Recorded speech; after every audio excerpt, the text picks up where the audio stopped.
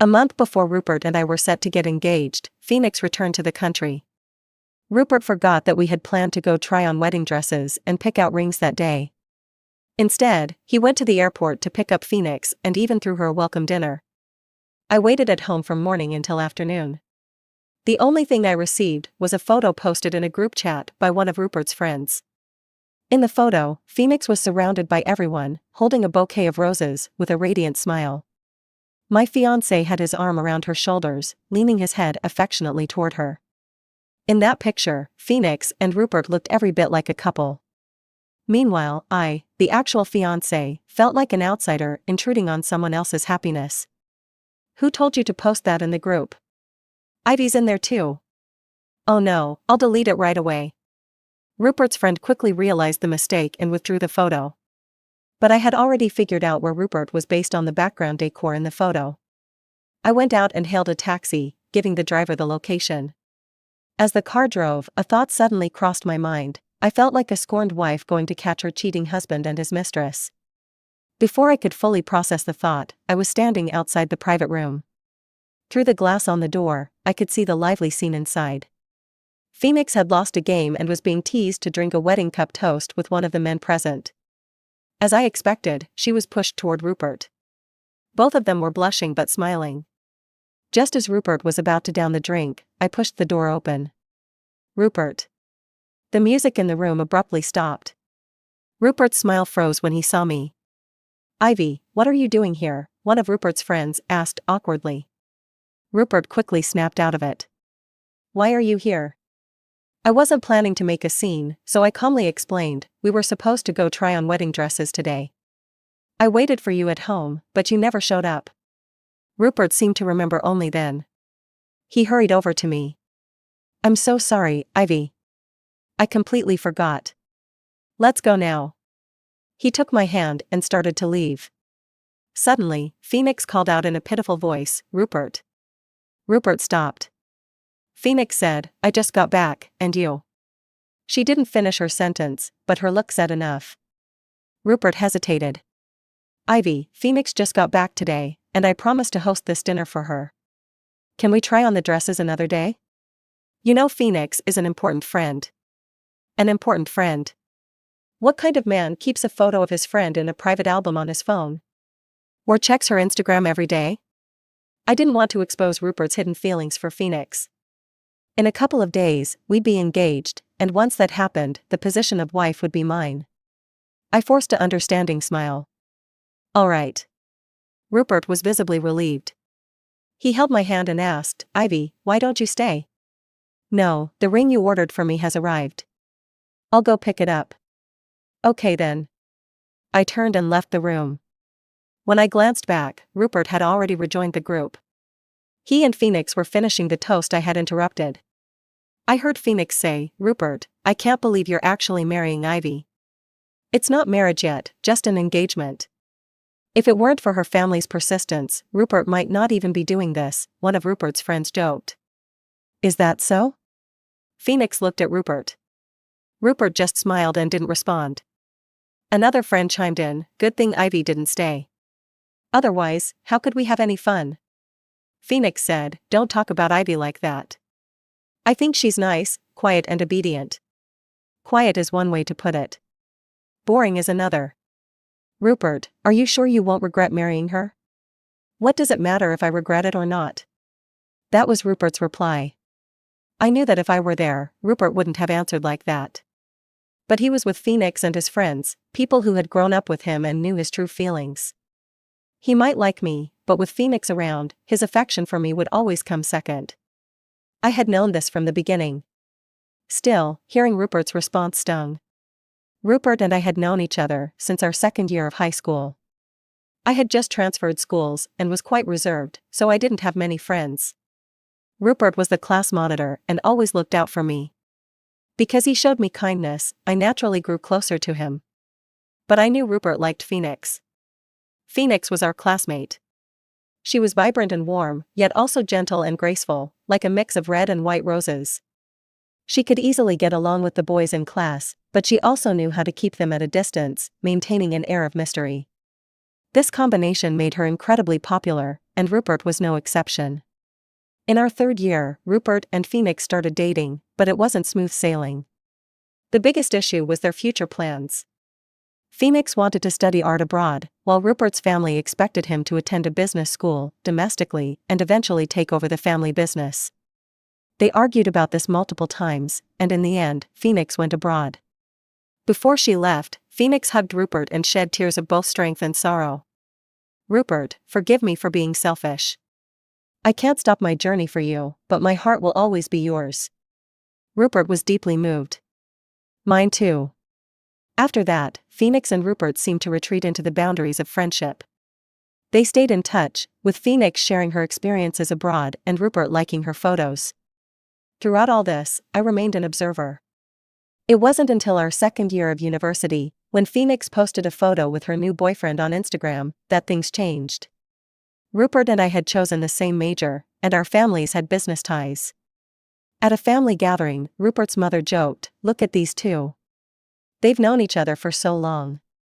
They make such a good match." Rupert and I exchanged a glance. I looked away first, smiling faintly, while Rupert seemed deep in thought.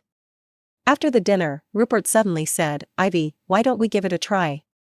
When he said that, I didn't see any love for me in his eyes. He looked at me calmly, but it felt like he was seeing someone else. "All right." I agreed, not because I was in love with him, but because I knew our family's interests aligned. As the only daughter, I had to consider my family's future, and marrying someone who could benefit our business was a likely path. Rupert's family fit that criteria, and at the time, I had a good impression of him. Rupert and I dated for 4 years. It wasn't like I had no feelings for him. Now that we were finally getting engaged, I was satisfied. But I hadn't expected Phoenix to return at this time. Her presence made me uneasy, like a sudden disruption to a well-laid plan.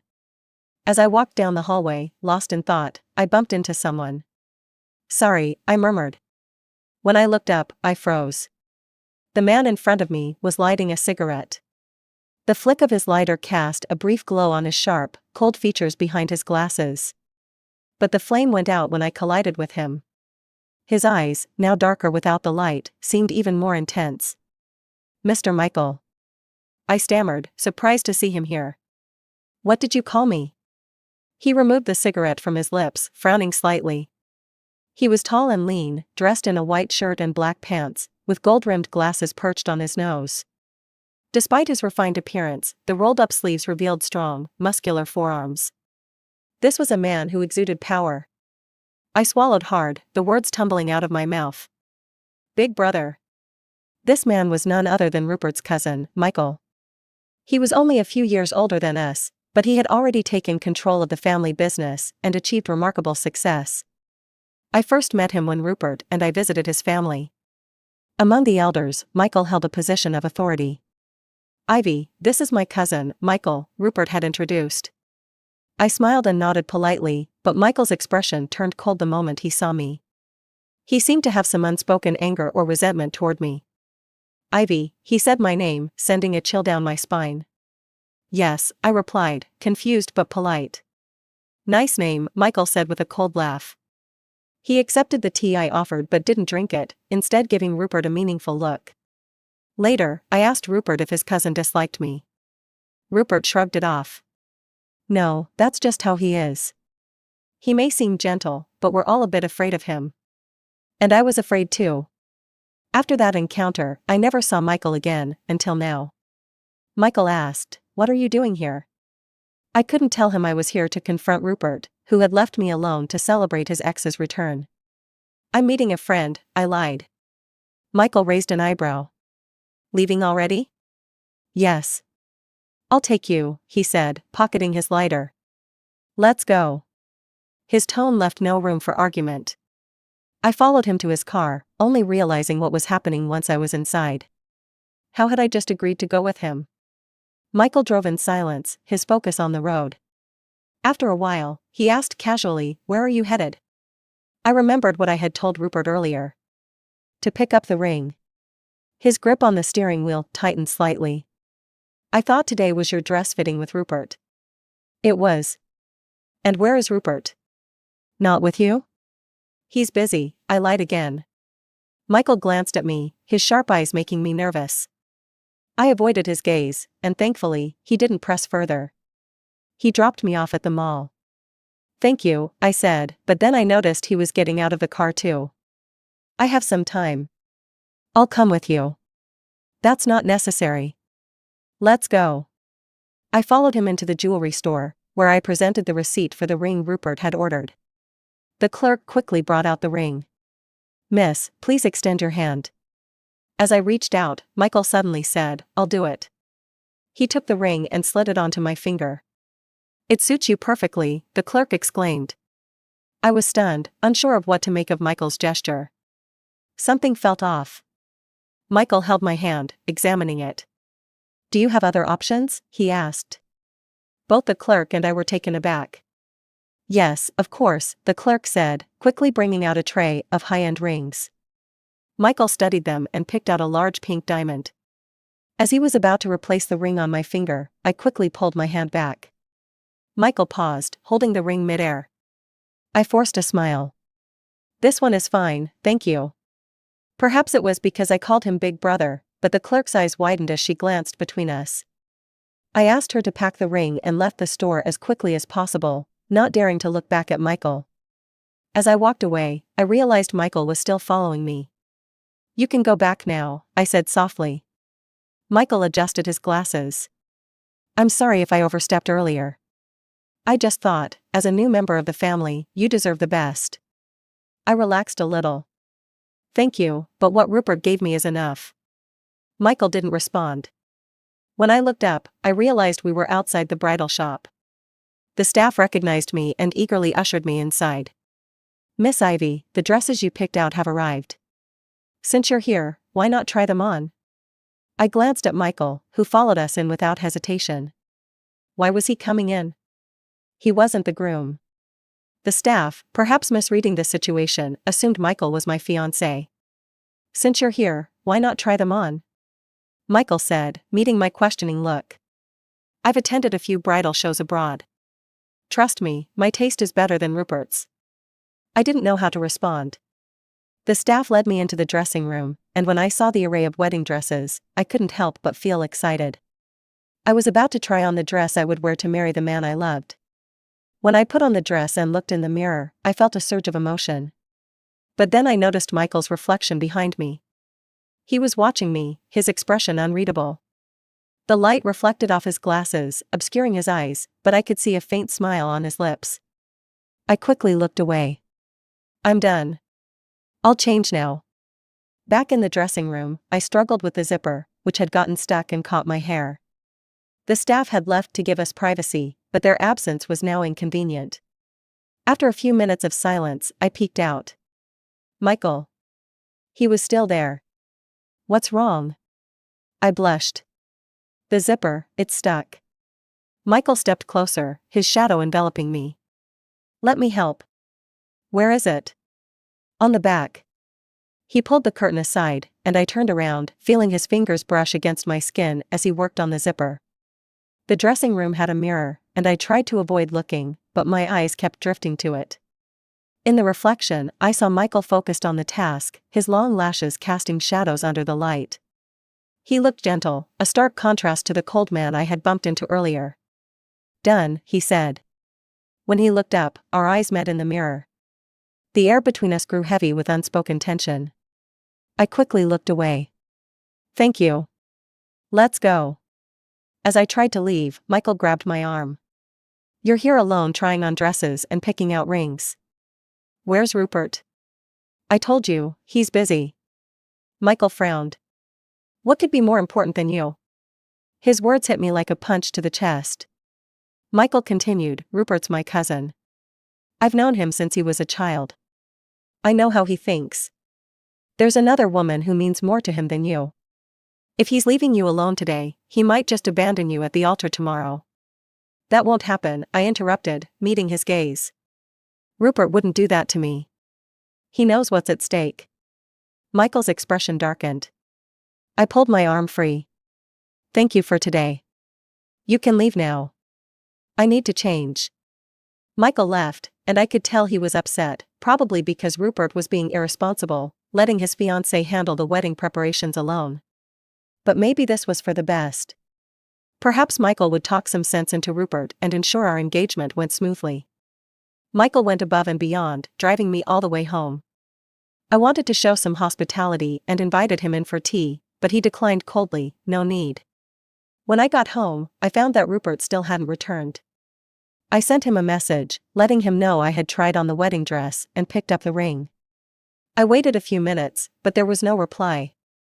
That night, I woke up from a restless sleep. The house was quiet, and so was my phone. When I checked it, Rupert still hadn't responded to my text.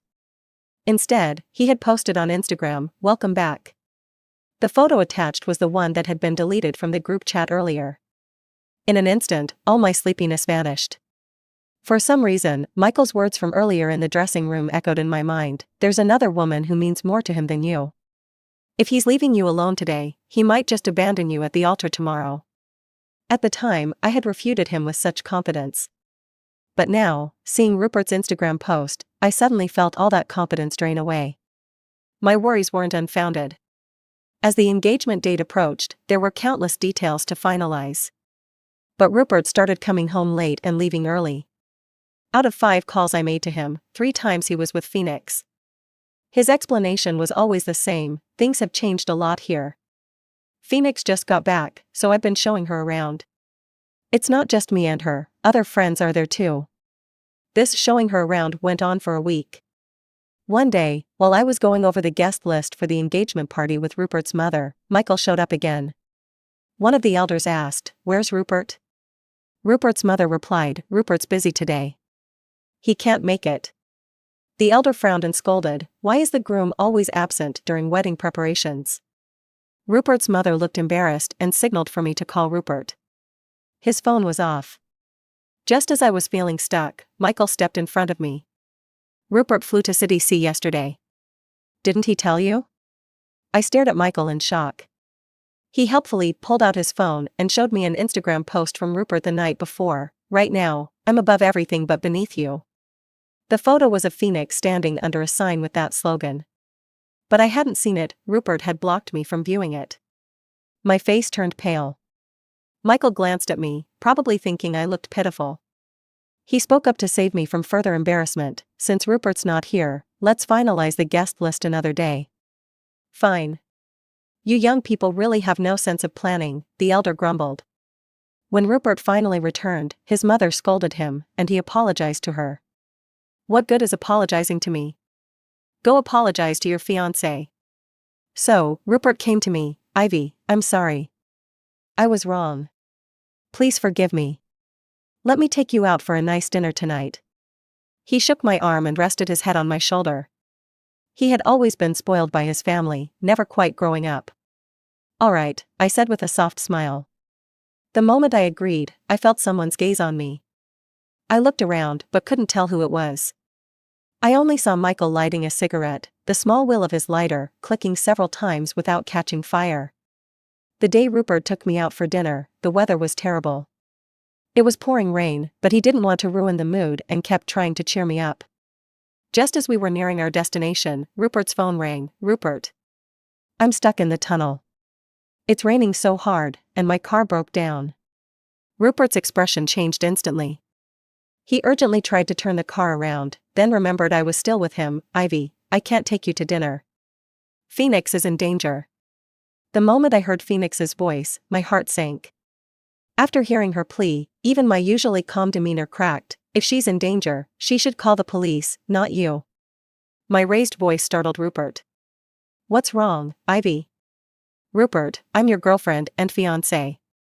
Why do you keep ditching me every time Phoenix comes back?" Rupert was at a loss for words. Phoenix called again, her voice even more panicked this time. "Rupert, the car's flooding. What do I do?" Rupert didn't bother explaining further.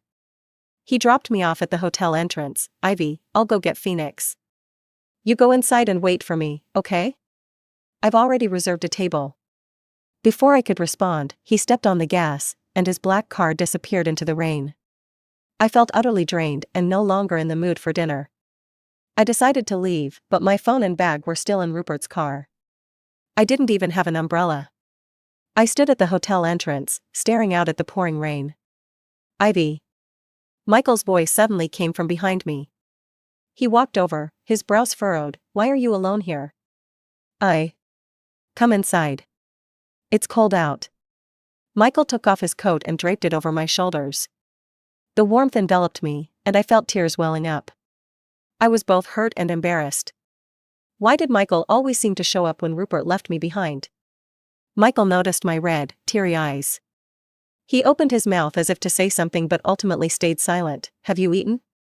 I shook my head. Let's get something to eat. I'll take you home afterward. Michael didn't take me home. Instead, he took me to the hospital. During dinner, I had sneezed a couple of times and started feeling feverish. Michael helped me register, get medicine, and settle into a hospital room.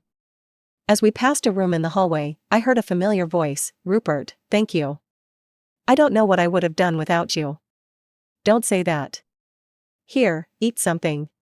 Phoenix lay pale in the hospital bed, while Rupert sat beside her, gently feeding her. The scene was so tender that even the woman in the next bed couldn't help but comment, "You two have such a beautiful relationship." Phoenix smiled shyly, and Rupert remained silent but didn't correct her. I clenched my fists, fighting the urge to storm in. But I held back. I couldn't let a moment of anger ruin my engagement to Rupert. I pretended not to see anything, but someone behind me didn't let it slide. Rupert? What's he doing here? Michael's voice was sharp. I saw him about to march into the room and quickly grabbed his arm. Let it go. Michael turned to look at me, his eyes deep and unreadable. There was confusion, but also something else. Back in my private room, Michael spoke up. I think you need to reconsider your relationship with Rupert. I looked at the man standing before me, my gaze steady. The engagement is next week. I don't want any complications. Are you really willing to marry a man who doesn't love you? Rupert never said he doesn't love me, I insisted, feeling like I was back in the dressing room at the bridal shop. Michael stared at me intently. Under his gaze, I gradually faltered. Mr. Michael, do you look down on me? Do you think I'm fooling myself? Michael remained silent. I let out a bitter laugh, my shoulders slumping. I need this marriage, Mr. Michael. Why? In a month, my father's illegitimate child will be born. What kind of family did I come from? Let's put it this way, my parents were both romantics, but they didn't love each other. They loved anyone but each other. I was the product of their arranged marriage, the heir they had to produce before pursuing their own passions. After I was born, their duty was done, and they went their separate ways. I was raised by a nanny. My biological parents? I barely saw them twice a year. As a child, I deluded myself into thinking I was born out of love and hope. But as I grew up, I realized and accepted that my parents didn't love me. It led to a period of deep depression. Last year, I found out my father had started a new family. His new wife was pregnant. My father, who rarely came home, suddenly showed up, not to see me, but to change his will. He wanted to split the inheritance he had once promised solely to me, giving half to his new child. My father's decision is final. But if I marry Rupert, our family's business ties might ensure I get a larger share of the assets. If I can't have love, I should at least have money, right? I said with a bitter laugh. The atmosphere in the room grew heavy. My confession had come straight from the heart, and I hadn't even realized I was crying until the tears fell. Michael's expression softened. I'm sorry, he said gently. His look of pity and guilt made my heart ache. He was Rupert's cousin, and I was potentially his future sister-in-law. How had I just poured out my deepest insecurities to him? This wasn't like me, and it shouldn't have been. Thank you for today. It's getting late, so you should head back, I said, regaining my composure and distancing myself. Michael didn't leave right away. He stayed until I finished my 4 and then drove me home. During the ride, aside from a brief acknowledgement of my thanks, he didn't say much. The next day, Rupert rushed home and asked if I was sick. Ivy, I'm so sorry. It's all my fault. Rupert looked genuinely remorseful. To make it up to me, he stayed home for the next few days, showering me with care and attention. I suspected Michael had given him a talking to, and I felt even more grateful to Michael. Finally, the day of our engagement arrived. I was dressed in my engagement outfit, and the makeup artist kept complimenting how perfect Rupert and I looked together. Rupert stood behind me, and every time I looked up, I could see him in the mirror. As the ceremony time approached, Rupert's phone started ringing incessantly. I watched him hang up repeatedly, his expression shifting from calm to anxious. I knew who it was. As long as Rupert didn't leave the engagement party, I could pretend nothing was wrong. But then, the unexpected happened. Phoenix showed up. She stood behind Rupert, her beautiful eyes filled with tears. Rupert took her hand and led her to me. "Ivy, I can't go through with the engagement today." Rupert looked at me with that same guilty expression. The elders and guests in the room were stunned. "Rupert, don't do this. Let's talk after the engagement, okay?" I pleaded, my voice trembling. The elders and guests were already here. Even if he had doubts, today wasn't the day to back out. I hated this, but more than that, I was terrified. My father's scrutinizing gaze made me feel like I was on fire. If the engagement fell through, I had no doubt he would rewrite his will immediately. I reached for Rupert's hand, trying to hold on. Rupert's face showed conflict, but then Phoenix's tender voice called out, "Rupert," and it seemed to snap him out of it. "I'm sorry, but the person I love most is still Phoenix." As soon as he said it, his mother slapped him. She scolded him for treating the engagement like a joke. With both families and guests present, his backing out now would only bring shame. "Mom, let's just treat today as a regular party. We can compensate Ivy's family with more business deals," Rupert said. He sounded remorseful, but his words cut deep. My parents, though usually distant, now wore cold expressions, watching to see how this would play out. Rupert's mother, who had always liked me as her future daughter-in-law, was furious that Rupert was the one causing trouble. She scolded him relentlessly, even bringing Phoenix into it. This seemed to push Rupert over the edge. "Fine, I'm not going through with this engagement. I don't want to marry Ivy." His words were impulsive, and he immediately regretted them. "Ivy, that's not what I meant." But in the midst of the chaos, I finally understood one thing: some things just can't be forced. I had been carefully maintaining a facade of peace, but it was like a calm pond, any disturbance would ripple through it. I slumped into a chair, feeling defeated. But then, a familiar, steady voice cut through the noise. "If my brother doesn't want to marry her, then I will." Silence. Dead silence. Shock. Disbelief. Michael stepped forward, took my hand, and said firmly, "Ivy, marry me." His words exploded like a bomb, setting the room into a frenzy. "Michael, what are you saying? Ivy is your brother's fiancée. Rupert just called off the engagement, didn't he?" Michael said with a light laugh. Rupert tried to protest. "I didn't." "You didn't what? You want Ivy to wait while you decide between her and Phoenix? Rupert, why do you think you're the only one with a choice?" Rupert's face turned pale. Today, besides the families and guests, there are also reporters. If you publicly call off the engagement now, how will they save face? Or do you want to choose Ivy after all? Michael's words were sharp and to the point. Between Phoenix and me, Rupert had always been indecisive. He had just chosen Phoenix, and now he wanted to choose me? The backlash would be unbearable. Michael suggested that to minimize the fallout, we should change the engagement from Rupert and me to him and me. But the names on the list are. Names can be changed. We'll come up with a reason. Who would dare question it? It's better than making a scene now. Michael's tone was calm, but carried an undeniable authority. He had the respect and power in the family, and they needed him to steer the ship. After a moment of consideration, the elders on his side agreed. My parents, after weighing the pros and cons, also gave their silent approval. Michael didn't pay them much attention. Instead, he turned his gaze back to me. "Ivy, what about you? Will you marry me?" Michael's eyes were intense, but unlike his commanding voice earlier, there was a hint of nervousness in his gaze. When I didn't respond immediately, that nervousness seemed to grow. In that moment, my mind was a complete mess. But when I met Michael's steady, reassuring eyes, I instinctively said, "Yes." Michael let out a breath of relief. His eyes softened, and a warm light seemed to shine in them. Michael moved quickly. Within half an hour, everything at the engagement venue with mine and Rupert's names on it was replaced. The waiting guests were confused but didn't dare question it. When Michael and I walked in arm, the room buzzed with whispers. But everyone was smart enough to realize something had happened, so despite the gossip, they offered their congratulations. Rupert looked pale and defeated, especially when Michael hinted that everyone should address me as Mrs. Michael. He stared blankly at our interactions, still in shock. Honestly, I was just as stunned.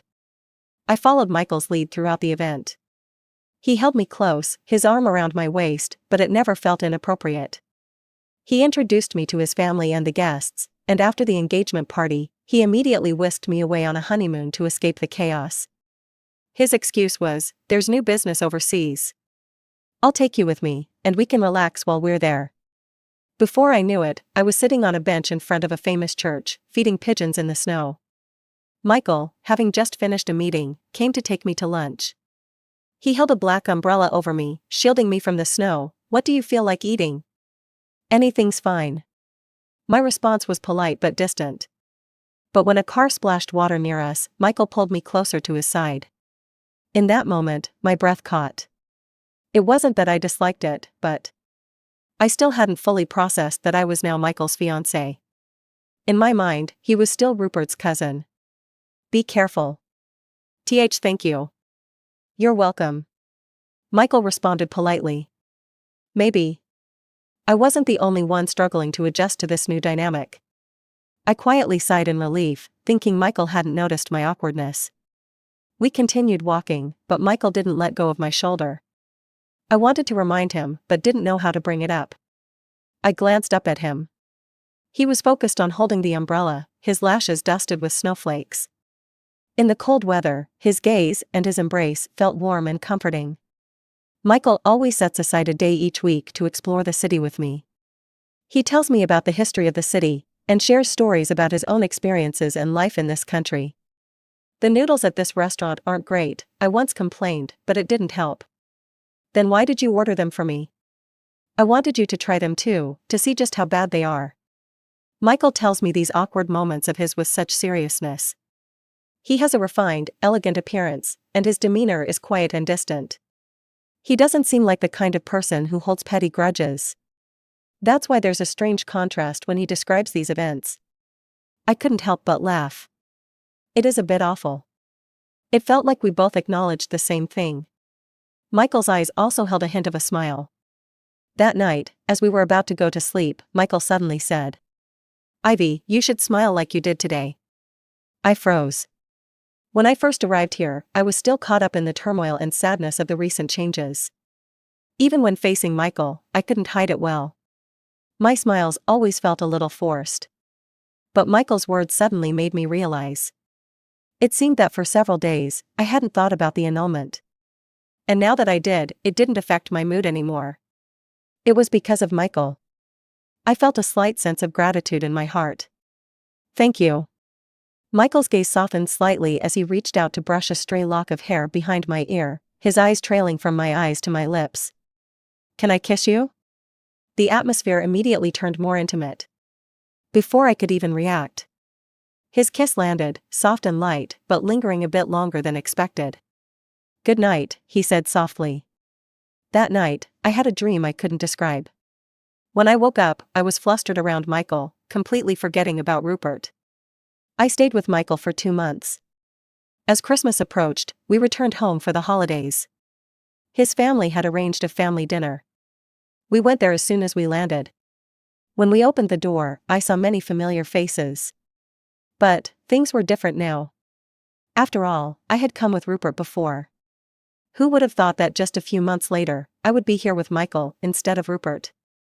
"Don't be nervous. Sit next to me later." Michael gently reassured me. I felt a little more at ease. Michael held a lot of influence in his family, so I sat beside him at the seat of honor. Across from me, diagonally, was Rupert. He was alone. Compared to our last meeting 2 months ago, he looked more haggard and worn out. When he noticed me looking at him, Rupert's eyes brightened, but then he hesitated. It seemed like he wanted to greet me. But before he could speak, Michael suddenly called my name. "Ivy." I turned to look at him. Michael smiled faintly. "Have some soup first." "Okay." I nodded in response. Out of the corner of my eye, I saw Rupert's expression grow dim and bitter. After the family dinner, it was already late. An elder asked if we wanted to go home to sleep or stay there. I subconsciously glanced at Michael. He had just had a drink.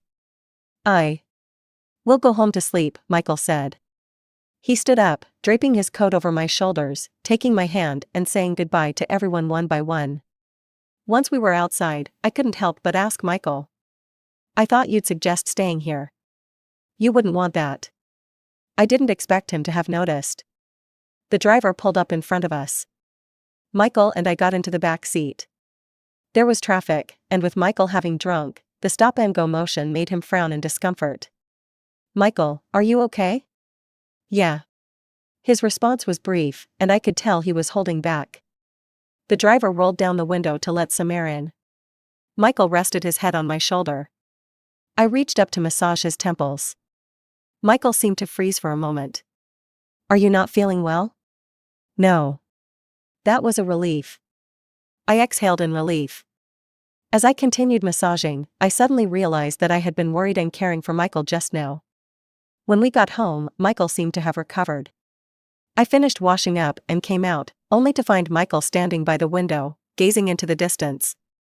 What are you looking at? I couldn't help but ask. Michael snapped back to reality and looked at me. Nothing. The light by the window was dim. Michael's eyes, behind his glasses, were deep with an unreadable emotion. I was puzzled and glanced out the window. There was a black car parked downstairs, inconspicuous. But I furrowed my brow. Just then, Michael suddenly called me. Ivy. I instinctively responded. Michael suddenly lifted my chin. He took off his glasses, and his kiss came swiftly, hot and overwhelming. I was forced back against the windowsill. With nothing to lean against, I could only hold on to his waist. When the kiss ended, Michael pulled back, but his breath still lingered on me. I could clearly see the desire in his eyes, as dark and deep as a pool. Can we? My heart dropped and then raced faster. I swallowed hard and nodded. Michael kissed me again. He held me tight around the waist, and his other hand reached out. The curtains were drawn. Afterward, there were more family gatherings and meetings. Michael was too busy to accompany me, so he handed me a black card. Sorry, I can't go shopping with you. If you want something, just use this card. God knows how much his guilty look made my heart race. I blushed and waved it off. It wasn't a big deal that he couldn't go shopping with me. He didn't need to feel so guilty. It's fine. I can go alone. In the end, Michael still pressed the card into my hand. Buy more, you won't be able to spend it all anyway. I wandered around the mall, but I really didn't know what to buy. Finally, I ended up in a jewelry store and bought a pair of cufflinks. When I got home, I surprisingly ran into Rupert downstairs. Ivy, he said, looking tired and disheveled. When he saw me, his eyes lit up. I've been waiting for you for a long time. I want to talk to you. There's no need. I don't think we have anything to talk about. I responded coldly to Rupert and started heading toward the door. Rupert stopped me. Just 10 minutes. Can you spare that? I haven't properly apologized. It wasn't necessary, really. But Rupert looked at me with pleading eyes.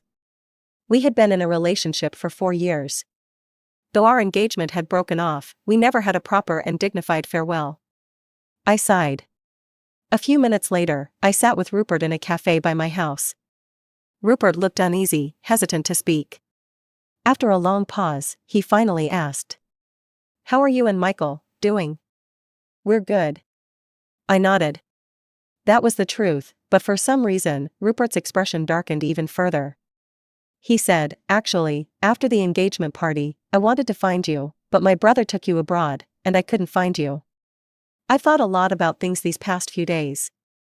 Rupert rambled on. For some reason, it reminded me of the time when we were dating. I still remember when you proposed to me, Rupert. I interrupted his trip down memory lane, furrowing my brows. What exactly are you trying to say now? Are you saying you regret it? Rupert fell silent. I bluntly exposed his feelings, my gaze cold as I stared at him. Back then, you called off the engagement and chose Phoenix. Now you act like this, what do you think of me? And what do you think of Phoenix? Do you think the world revolves around you? People always regret their wrong choices only after they've made them. Back then, Rupert had considered me the wrong choice. Now that he regretted it, he saw Phoenix as the wrong choice. But I was never an option to be fixed there, waiting for Rupert to change his mind. Rupert fell silent. The coldness in my eyes felt like a sharp knife, slowly stripping him of his dignity. Rupert mumbled, his face pale and ugly. 10 minutes hadn't even passed, and I was already standing up. Rupert, I'm Michael's fiancé now. Your apology just adds to my troubles. I don't want Michael to misunderstand. Please, don't come looking for me again. I turned and left.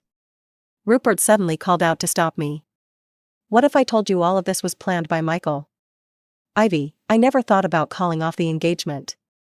It was Michael who came to see me the day before we got engaged. I turned around, stunned. Rupert continued, if you don't believe me, you can check the drawer in his study. He's been plotting against you for a long time. He's no good. I returned home, uneasy. There was a pair of shoes by the entrance. It was Michael. He was back. Sure enough, the next moment, I heard his voice at the top of the stairs. Ivy. I looked up and saw Michael's eyes softening as he glanced at me. He slowly walked down the stairs, his fresh yet gentle aura quickly affecting me. You're back? I nodded. Michael asked me what I bought. I was a little out of sorts but still answered his questions. Then take a rest for a while. We'll go out for dinner tonight. Michael said he had to go back to his study to handle some things. I'll go with you. I reached out to grab Michael's arm. He looked at me, surprised. I stammered. I'm not tired. I don't have anything to do. My lie was clumsy, and I was afraid Michael would catch on. After all, I had never been to his study before. But unexpectedly, Michael agreed. Okay. To keep me from getting bored, Michael started a movie for me. In the middle of it, he went out to take a call. During the long few minutes of waiting, I watched Michael talking on the phone through the slightly ajar door. It seemed like this call wasn't going to end soon. So, I shifted my gaze to Michael's desk. If you don't believe me, you can check the drawer in his study. Rupert's voice echoed in my ears. I stood up. It was silence, doubt, and fear. In the end, I reached out and pulled open the drawer. But the drawer was empty, except for a book. Ivy. Michael's voice suddenly sounded. I jumped, and the book in my hand fell, a yellowed, old postcard fluttering out. The man in front of me froze, his expression confused as he saw my actions, his gaze growing darker. What are you looking for? His look made me feel uneasy, but even more, I felt guilty. I couldn't respond. I was doubting my fiancé, wondering if he had bad intentions toward me. He was hiding something from me, something about me. I took a deep breath, thinking of 1,000 excuses and reasons to avoid the situation. But there was a voice in my head telling me I shouldn't back away. So I clenched my fist and looked Michael straight in the eye. I need to ask you something. Michael froze. I met Rupert this morning. He said some things to me. Michael, I want to know, is Rupert calling off the engagement related to you? Maybe he didn't expect me to be so direct.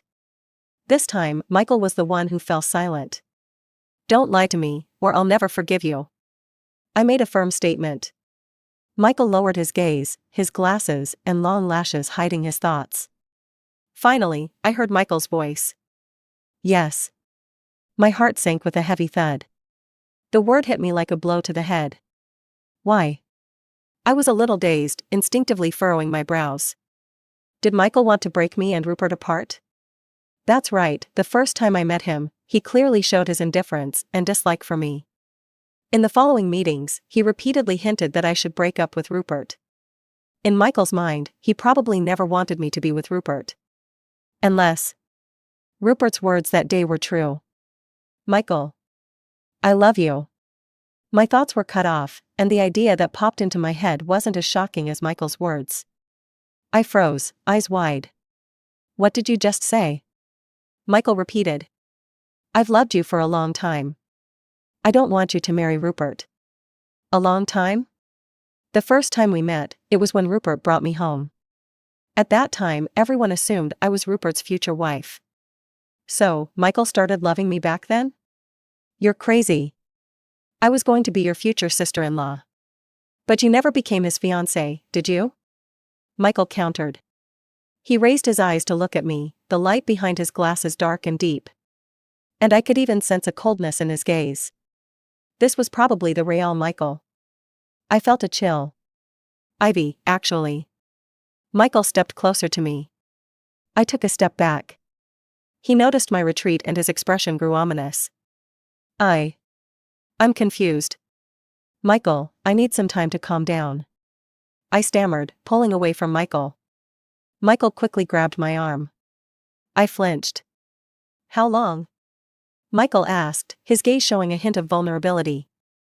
My heart was in turmoil. I don't know. I pulled away, whispering. Michael didn't pressure me. He simply said, okay. After that day, he moved out of the master bedroom and started coming home late, leaving early. It was clear he was giving me a lot of time and space. Our interactions suddenly felt like when we first met.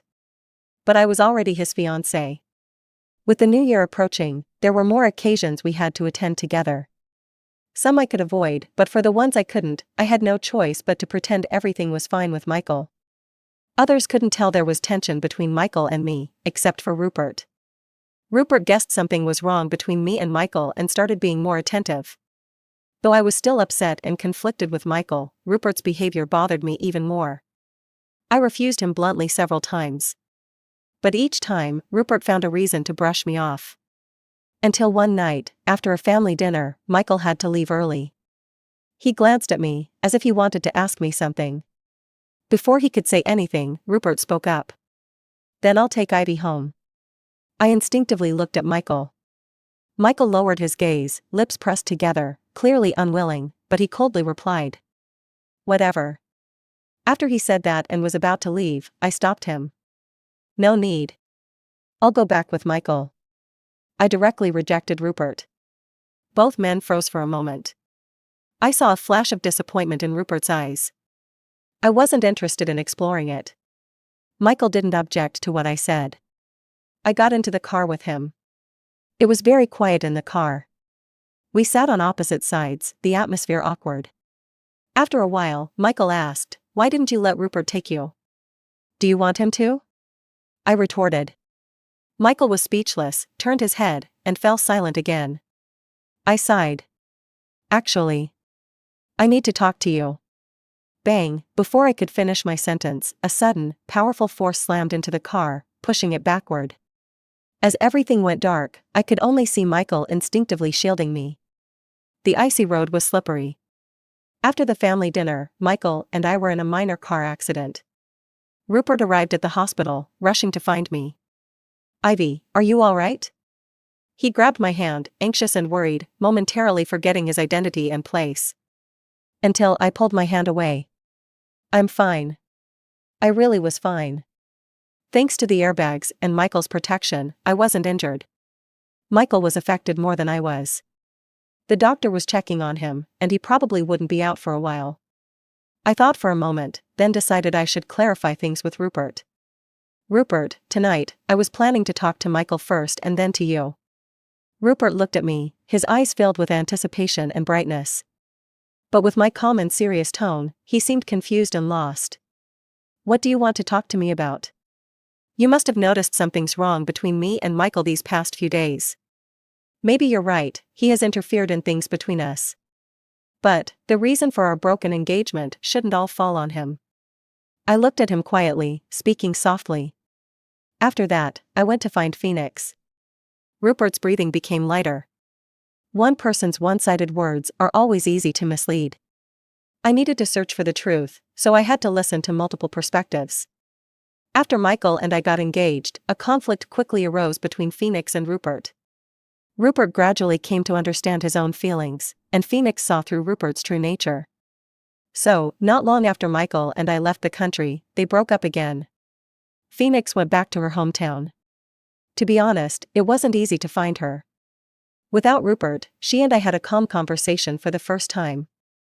Her attitude towards me carried some emotions I couldn't quite explain, and in the end, she simply said, "Sorry." At this point, there was no need to continue the conversation.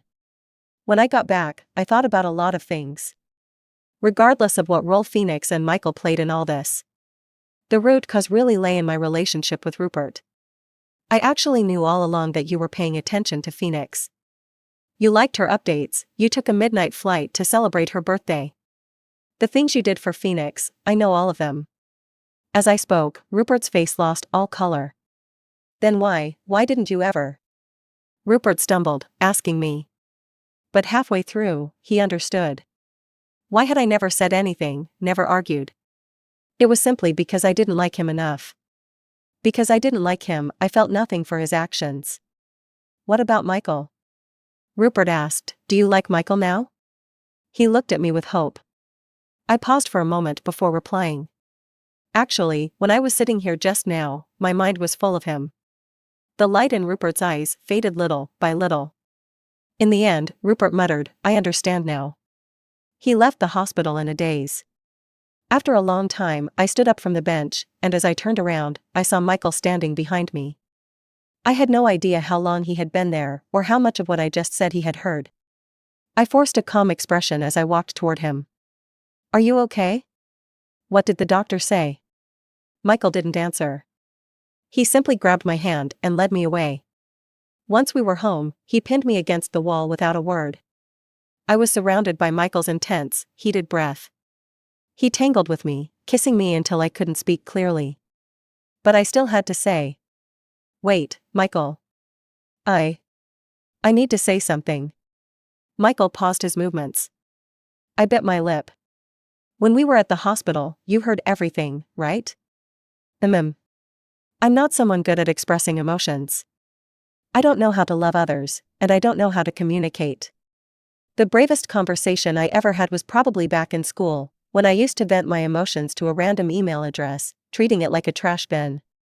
Because I never received any positive feedback, I sometimes couldn't even tell if my feelings toward others were an emotional transference from my desire for closeness, or real affection. But I know, my feelings for Michael are different from my feelings for Rupert. I don't know if this is love, but I can learn," I whispered, not daring to look into Michael's eyes. Michael, with force, lifted me and sat me on a bar counter, eye level with him. I had no choice but to gaze into his eyes.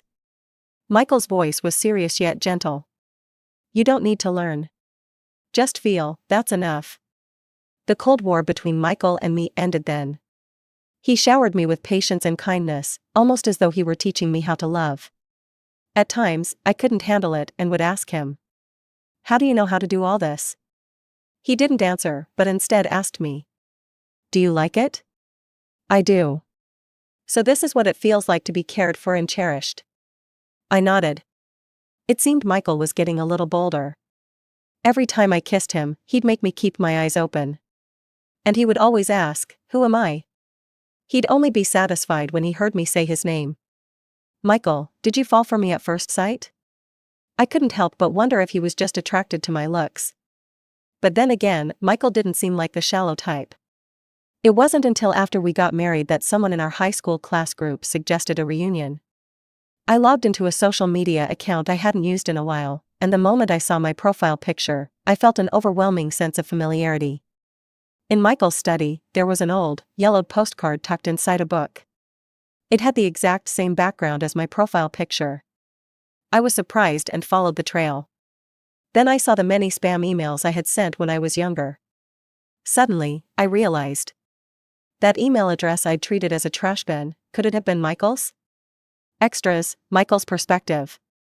When I was starting my business in college, I created an email account specifically for sending advertisements. One day, I found a strange personal email in that inbox. It was from a young girl, confessing her feelings. Every 2 or 3 days, she'd write a new email. There wasn't much in each email, just some of the difficulties she was facing. I could tell from her writing that she was still young. I thought it was just typical teenage melodrama and didn't pay much attention to it. I let the emails keep coming. I had no intention of snooping, and even thought that if she didn't get a reply, she'd eventually realize she'd sent her messages to the wrong inbox and stop. But to my surprise, she kept writing for a whole year. Eventually, I realized she hadn't expected a reply at all. She was using that advertisement email as a place to vent her emotions. Time passed, and I got so used to it that I could tell it was her whenever I heard a new email notification. Until one day, I realized I hadn't received a message from her in a while. I wondered if something had happened to her. I opened her last email. She wrote that she had developed depression due to some reasons and had taken a break from school. Unlike before, I could feel her despair even through the screen. At that moment, I felt a wave of anxiety and concern. I went back and read all her previous emails. I realized that her unhappiness had been due to her family's issues. I regretted not noticing it sooner and not responding with more encouragement. I thought, maybe if I had done that, things wouldn't have turned out this way. I decided to write her back and ask how she was doing. I thought for a long time, unsure of how to begin. In the end, I just sent a postcard. It was a photo I had taken during a trip, of the sun shining on a mountain. Because I liked it, I added a quote, "No matter how long the nightmare lasts, the morning sun will always tear it apart." I hoped she would understand what I meant. But unfortunately, like all my countless spam emails, that postcard also vanished into the void without a response.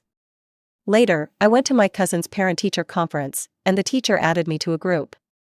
In the midst of introductions, a particular profile picture caught my eye. "Ivy, this is the parents group, not the student group.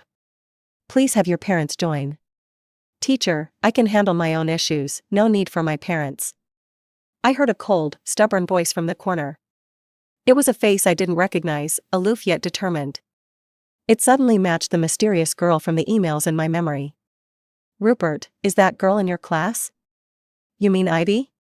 "Oh, yeah, she's a bit odd, why?" "Oh, nothing, just that her family has some ties with mine." "Ties?" Rupert frowned. "I didn't know about that. It's from the older generation, never mind. Since she's in your class, can you take care of her for me?" Rupert just snorted, not answering right away. I had no choice but to promise him that I would buy him his favorite sports car after he went abroad. "All right, I got it." Tempted by the allure of the sports car, Rupert indeed complied. Ivy had stopped emailing me. As I was about to leave the country, I couldn't know how she was doing, so I had to rely on Rupert. Until Rupert graduated, and I returned to the country. In front of a room full of guests, I saw Rupert walk in holding Ivy's hand. "Ivy, this is my older brother, Michael." The young girl in my memories, who had once been so cold and distant, had grown up. The sorrow and fragility from her confession emails were nowhere to be seen. My heart sank, and a wave of unexplainable anger washed over me. I knew I shouldn't be angry, but when I saw her with Rupert, my heart couldn't help but react, just like when I couldn't resist caring for and reaching out to Ivy back then. Honestly, if Rupert treated Ivy well, I wouldn't mind at all. I'd rather not see them and just ignore it. But then I found out about Rupert's relationship with Phoenix. If a sinful thought surged in my mind. It pushed me to gradually get closer to Ivy. But Rupert is my cousin. I gave him 3 chances. 3 strikes, and if he still chose Phoenix, then he wouldn't deserve Ivy. I found Phoenix and handed her a plane ticket. Why should I listen to you? If you go back to your country, you might still have a chance with Rupert. If you stay here, then after Rupert gets engaged, I will make sure nothing stands in the way of his marriage. Provoked by my words, Phoenix chose to return to her country. But I knew these things couldn't be hidden for long. Soon, Rupert and Ivy would know the truth. Rupert was the first to find me. He confronted me, asking why I was breaking up him and Ivy. "How could you take advantage of the situation? Weren't you the one who took advantage of the situation first?" I countered. Rupert's face paled, as if remembering something. Soon, Ivy found out too. I was anxious and confused, yet when the car crash happened, I instinctively reached out to protect her. "Ivy, when will you realize that I was the first to meet you and fall for you?" The end.